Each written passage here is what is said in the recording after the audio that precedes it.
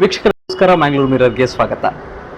ಮಂಗಳೂರಿನ ಪ್ರೇಕ್ಷಣೀಯ ಸ್ಥಳಗಳಲ್ಲಿ ಪಿಲಿಕುಳ ಜೈವಿಕ ಉದ್ಯಾನವನ ಕೂಡ ಪ್ರಮುಖವಾಗಿ ಆಕರ್ಷಣೀಯ ಕೇಂದ್ರ ಕೂಡ ಹೌದು.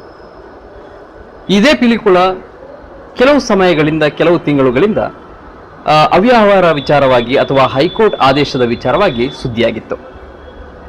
ಆದರೆ ಈ ಜೈವಿಕ ಉದ್ಯಾನವನ ಇದೀಗ ಅರಣ್ಯ ಇಲಾಖೆಯ ಸುಪರ್ದಿಗೆ ಬಂದಿದೆ.